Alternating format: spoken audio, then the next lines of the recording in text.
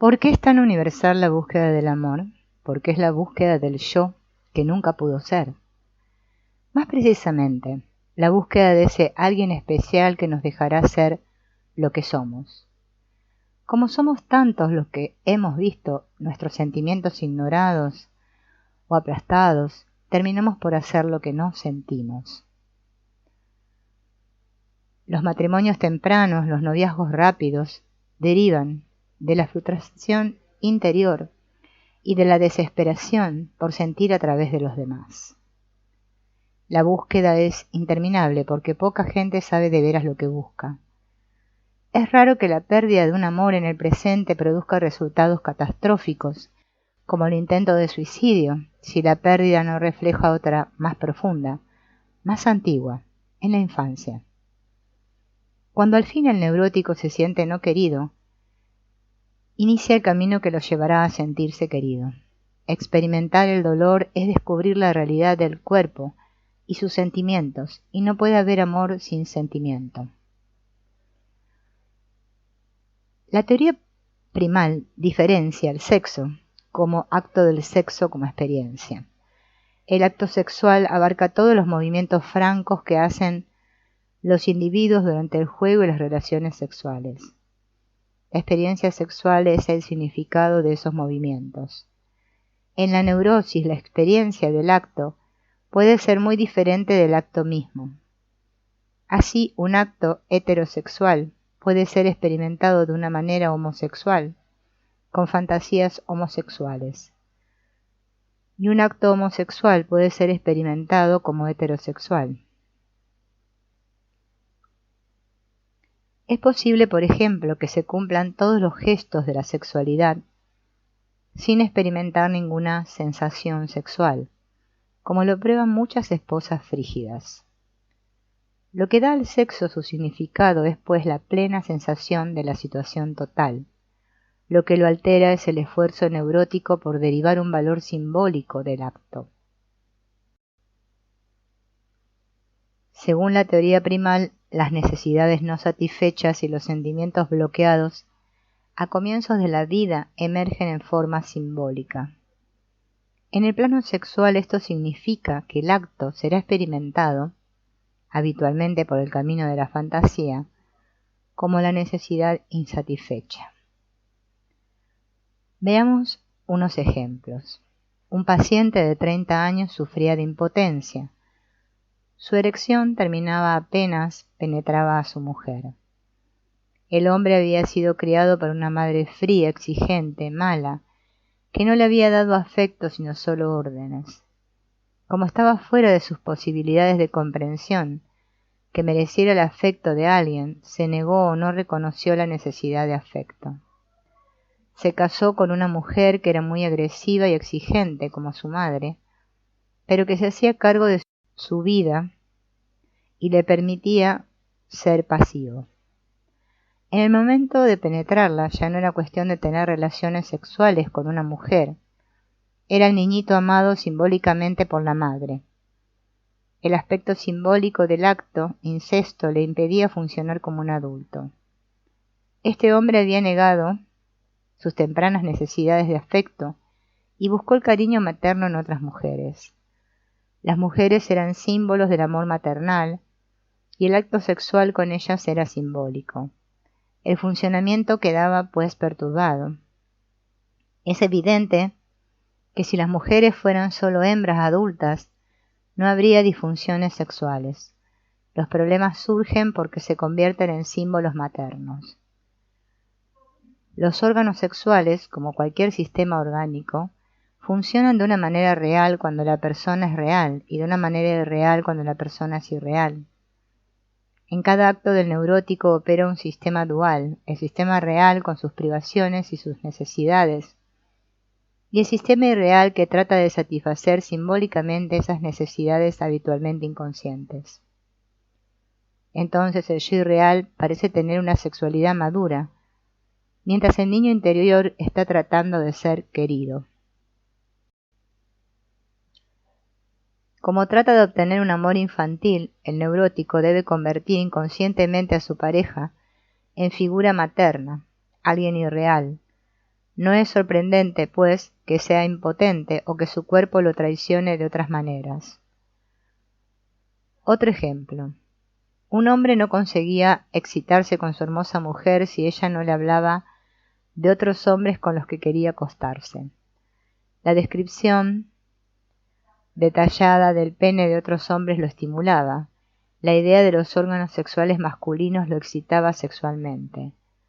La relación con su mujer desde el punto de vista primal era esencialmente homosexual. No se ponía en relación con ella sino con su necesidad, que había sido negada a comienzos de su vida, y surgía en la preocupación simbólica por los órganos sexuales.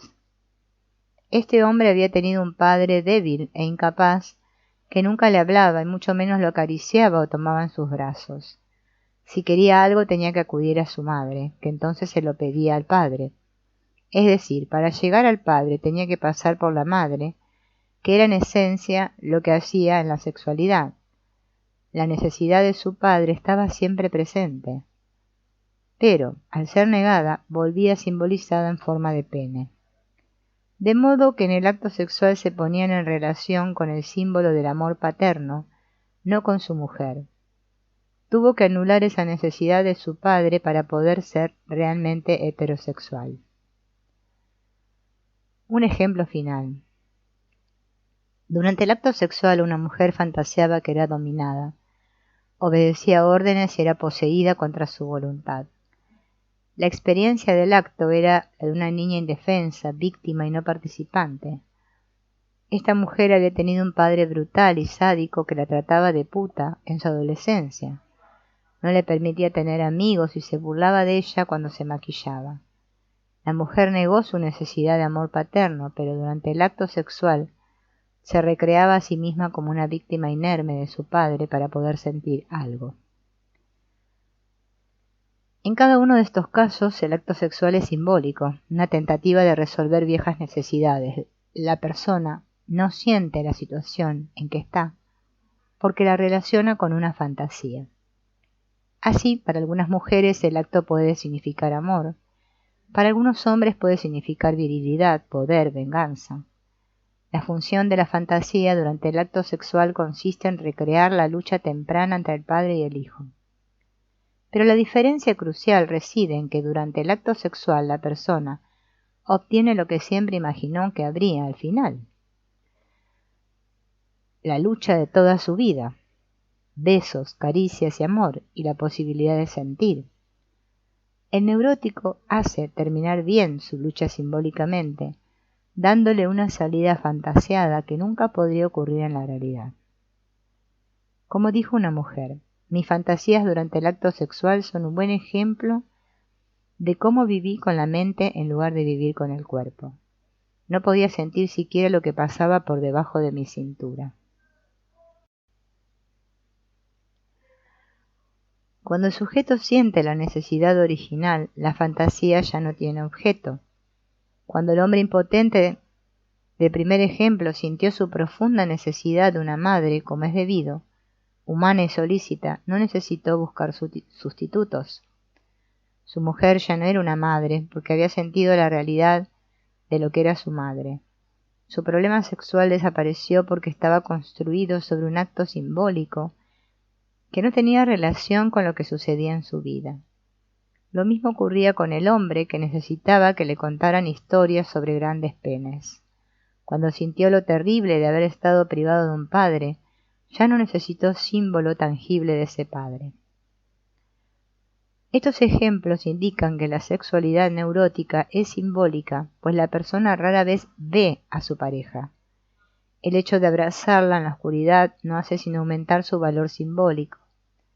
La fantasía puede no ser siquiera consciente. El neurótico puede relacionarse con su pareja como si fueran su padre o su madre, sin darse cuenta de que está viviendo la fantasía. Algunas mujeres dicen, solo puedo acostarme con alguien a quien amo. En el caso de una neurótica quizás quiera decir, para poder gozar de las sensaciones naturales de mi cuerpo, debo convencer a mi mente de que importa más de lo que es. Para tener libertad de sentir debo sentirme querida. Esta es también la expresión inconsciente de la necesidad de amor como requisito previo para sentir. Cuando una persona ha sido querida al comienzo de su vida, no necesita tratar de obtener el amor de la sexualidad. La actividad sexual puede ser lo que es, una relación íntima entre dos personas que se sienten mutuamente atraídas. ¿Esto significa que el sexo es algo aislado del amor? No necesariamente. Una buena persona no trata de meterse en la cama con todo el mundo. Quiere compartir su yo, que incluye su cuerpo, con la persona que le interesa, pero no prologa esa relación con algún concepto místico del amor. El acto sexual será el desarrollo natural de una relación como cualquier otra. No tiene por qué ser justificado por el amor. Cuando una mujer neurótica ha reprimido sus sentimientos, por más que piense que su relación amorosa marcha bien, es probable que no goce plenamente del acto sexual. Pero si es normal, no tendrá que convertir el sexo en algo especial. No tiene por qué ser fiel a un concepto como el del amor. No tiene por qué escuchar palabras especiales, te amo, para gozar físicamente de sí misma. Cuando un niño nunca ha gozado del amor de sus padres, quizá le excite terriblemente la perspectiva de la actividad sexual porque siente que al final tendrá lo que necesita. En consecuencia, será muy impulsivo, incapaz de detenerse para hacer uso de un anticonceptivo por la urgencia de todas esas viejas necesidades negadas que pasan a primer plano. El resultado puede ser un embarazo no querido, una consecuencia indeseada de un impulso desesperado por satisfacer necesidades desesperadas. Pero cuando una persona ha sentido sus necesidades de amor paterno, toda la desesperación por la actividad sexual parece desvanecerse. Se convierte en una experiencia más agradable de la sensibilidad. Haber sido querido por los padres a comienzos de la vida es la única protección que tendremos más adelante contra la promiscuidad. Son muchas las muchachas que se engañan al pensar que son amadas cuando tienen relaciones sexuales en la adolescencia porque necesitan creerlo. Trágicamente, esto suele darle el primer afecto y contacto físico agradable que han tenido en la vida. El verdadero amor es cuando un muchacho y una chica se gustan y aceptan mutuamente por ser lo que son, con inclusión del cuerpo. Los neuróticos explotan los cuerpos de los demás para satisfacer viejas necesidades. Esto les impide tener una relación entre iguales, de toma y daca.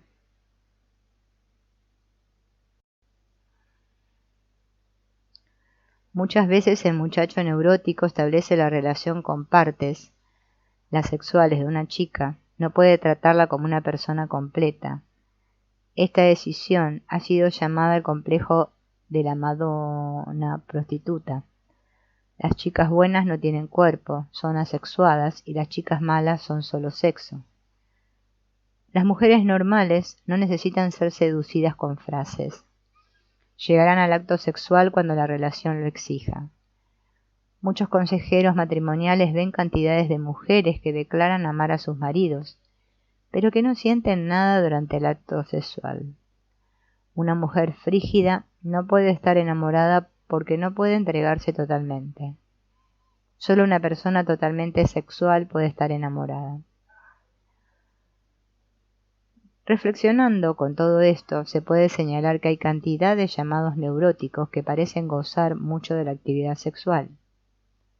Pero esos mismos neuróticos tienen una gran tensión que pueden haber erotizado mentalmente aplicándole el rótulo de sexo y dándole apenas más contenido que a un buen estornudo.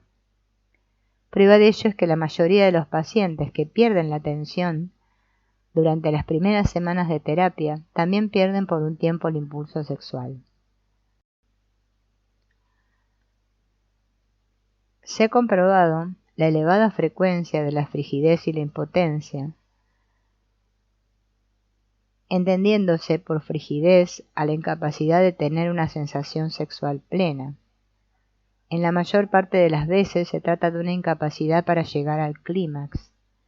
La forma en que las mujeres se comportan como resultado de la frigidez varía con la personalidad. Algunas se vuelven promiscuas en la esperanza de encontrar al hombre capaz de hacerlas sentir. Si el problema se ha planteado con la madre, la mujer frígida puede ignorar simplemente el sexo.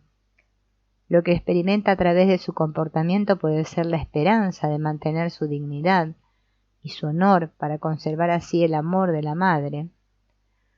Muchas mujeres frígidas descubren que solo pueden llegar al clímax cuando se masturban. Este es un buen ejemplo de relación con las propias necesidades y no con la pareja. En ese caso, las mujeres se han masturbado con frecuencia desde el comienzo de su adolescencia, habitualmente con el mismo tipo de fantasía. El pene sería entonces solo un símbolo de amenaza, deshonor, invasión, y es evitado por su significado, que por lo común es inconsciente.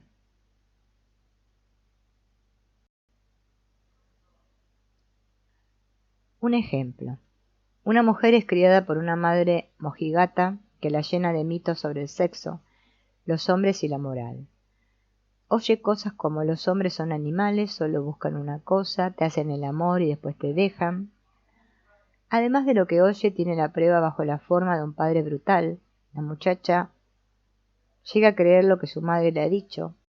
Se niega a sí misma toda experiencia, hasta casarse, para descubrir que es frígida. Se queja al médico de que parece tener la vagina anestesiada. Es que esta mujer ya no experimenta sensaciones sexuales en la vagina, solo experimenta miedo, basado en la negación de las sensaciones sexuales. No es necesariamente un miedo consciente, pero como no tenía un padre a quien acudir, y solo podía confiar en que la madre le proporcionara las migajas de afecto que podía encontrar en su casa, llegó a asociar la sexualidad libre con la pérdida de la esperanza de que su madre la aprobara. Lo que hizo entonces fue casi literalmente renunciar a una parte de su yo sensible por su madre. Hablando de forma figurada, su vagina le pertenecía a su madre. No sentir se convirtió en la forma en que la muchacha presentaba a la madre la imagen de la chica buena de la que pudiera estar orgullosa. Pero una vez que sintió la imposibilidad del afecto de sus padres, tuvo abundantes sensaciones vaginales nuevas, como ocurre a muchos pacientes. ¿Por qué, al sentirse desesperada de conseguir jamás el amor de su madre, esta mujer se liberó para sentir su vagina? Porque trataba de encontrar aquel amor en cada contacto sexual, siendo la nenita buena, es decir, frígida y asexuada, que su madre quería. La nena buena era la única que la mamá querría. Al renunciar a ese amor, se liberó de la lucha por tratar de conseguirlo simbólicamente a través de su vagina frígida. Una mujer que había sido frígida lo explicaba a la luz de una terapia que había terminado. Me crié en un hogar muy religioso, donde nunca se mencionaba el sexo, y mucho menos se lo condenaba. Se hablaba de mujeres zafadas y de promiscuidad, lo bastante como para asustarme del sexo. Más tarde, para aceptar las sensaciones sexuales de mi propio cuerpo, tuve que imaginarme que era otra durante el acto sexual. Con frecuencia mi mente no reconocía simplemente lo que mi cuerpo estaba sintiendo, de modo que muchas veces imaginaba escenas de que era violada. Entonces y solo entonces podía tener sensaciones sexuales. Otra mujer tenía que imaginar que era objeto de cunilingus por otra mujer. Estaba casada con un hombre afeminado que prefería ese tipo de relaciones sexuales, de modo que la fantasía le era más fácil a ella. Para la teoría primal, la fantasía, es decir, la experiencia durante el acto sexual, es un intento de satisfacer las necesidades reales de ser querida y besada por la madre. La satisfacción de esas necesidades es lo que determina la capacidad de sentir sexualmente y, en definitiva, a seres heterosexuales. Pero la fantasía irreal no puede satisfacer nunca necesidades reales, de modo que el comportamiento simbólico se vuelve repetitivo y compulsivo. Cuando el marido de esta mujer intentaba penetrarla con su pene, ella se volvía frígida y la relación era dolorosa. En su lenguaje inimitable, el cuerpo le estaba diciendo que dentro había dolor. No debemos atribuir la frigidez únicamente a una educación sexual defectuosa o a malas experiencias sexuales. Muchas niñas son tan cerradas que podemos predecirles frigidez. Si una niña se ha apagado y apenas puede sentir alguna sensación, como el gusto de la comida, es muy probable que más tarde no tenga sensaciones sexuales. Esto significa que necesitará un estímulo muy intenso para sentir casi todo lo que ella considera una zona prohibida. Por este motivo, la frigidez es un problema tan frecuente. Una mujer reprimida está obligada hasta cierto punto a ser frígida. Rara vez una mujer que se ha sometido a la terapia no se siente completamente distinta en cuanto a la sexualidad, aunque no haya ocurrido por un problema sexual definido. La sexualidad significa sentir el cuerpo, no controlarlo. Si ese cuerpo retiene viejas sensaciones, dejarse ir significa dejar salir estas sensaciones. Así, algunas mujeres se convierten en tigresas en la cama, arañan, desgarran y muerden, creyendo que son sexualmente apasionadas. Hay pasión, pero esa pasión no es sexual. Es rabia contenida, que irrumpe cuando el cuerpo empieza a sentir. Aquí vemos de nuevo que la sensibilidad es una propuesta de todo o nada. Sentir significa sentir todo. Puede ser que el sexo sea para los neuróticos mitad violencia, y quizá la juxtaposición de sexo y violencia en la publicidad cinematográfica no sea accidental. Pero lo que se reprime no es necesariamente la violencia. Algunas mujeres que lloran después de la culminación de la experiencia sexual expresan una tristeza reprimida. Cualesquiera que sean los sufrimientos reprimidos, la persona no puede sentir plenamente la sexualidad mientras no hayan desaparecido los sentimientos neuróticos contaminantes. La frigidez sexual no es solo un problema de sensaciones sexuales, es un problema de sentir. Ser libre de sentir significa ser libre sexualmente. Ser reprimido significa ser reprimido sexualmente, aun cuando parezca que el funcionamiento sexual es adecuado.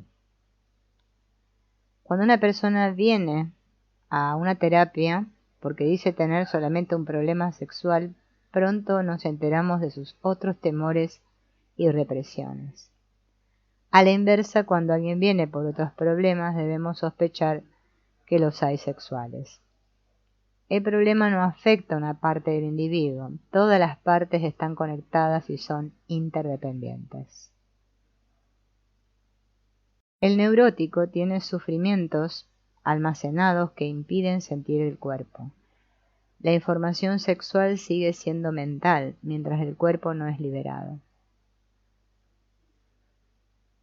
La persona que lucha con la pregunta ¿quién soy? Lo hace porque ha tenido que ser otro para conseguir lo que parecía el amor de los padres. Todas las formas en que se ha visto obligado a actuar en lugar de ser tienden a confundir su llamada identidad. La única persona con la que es posible identificarse es uno mismo. Si uno no es uno mismo, tendrá que buscarse.